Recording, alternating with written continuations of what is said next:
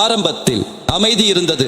காற்று இல்லை, சத்தம் இல்லை. முடிவில்லாத நீர்நிலைகளின் மீது நித்தியத்தின் மூச்சு மட்டுமே இருந்தது. பின்னர் அவர் சொன்னார், ஒளி உண்டாகட்டும். ஒளி தோன்றியது.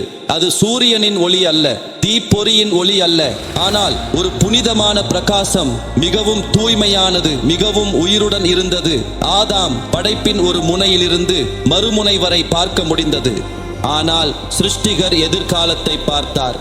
அவர் பேராசை, ஆணவம் மற்றும் கொடுமையை கண்டார். தங்கள் சிருஷ்டிகரை மறக்கும் இதயங்களை கண்டார். அவர் ஒளியிடம் கிசுகிசுத்தார், உன்னை மறைத்துக்கொள், உலகம் இன்னும் உனக்கு தயாராக இல்லை. ஒளி அழுதது, பிரபஞ்சத்தின் எஜமானரே, நான் பிரகாசிக்க பிறந்தவன், நீ ஏன் என்னை மறைக்கிறாய்? பரிசுத்தர் பதிலளித்தார், அமைதியாக இரு என் ஒளியே, நீ தொலைந்து போக மாட்டாய். நீ என் தோராவுக்குள் வாழ்வாய். என்னை தேடுபவன் அங்கே உன்னை காண்பான்.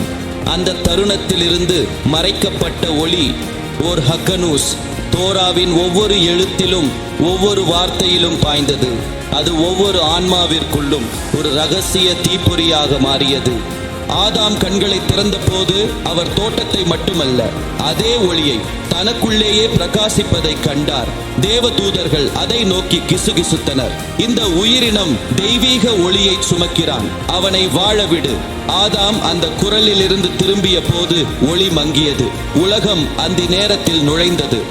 இன்றும் கூட ஒவ்வொரு கருணை செயலிலும், உண்மையுடன் பேசப்படும் தோராவின் ஒவ்வொரு வார்த்தையிலும் அந்த மறைக்கப்பட்ட ஒளியின் ஒரு தீப்பொறி திரும்புகிறது.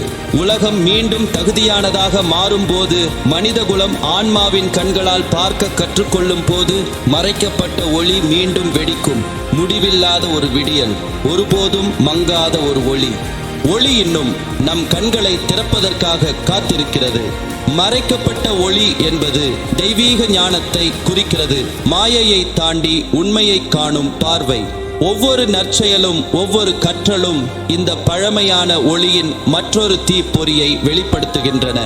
மனித குலம் அதை மீண்டும் காணும் அளவுக்கு தூய்மையானதாக மாறும் நாளுக்காக படைப்பு இன்னும் காத்திருக்கிறது.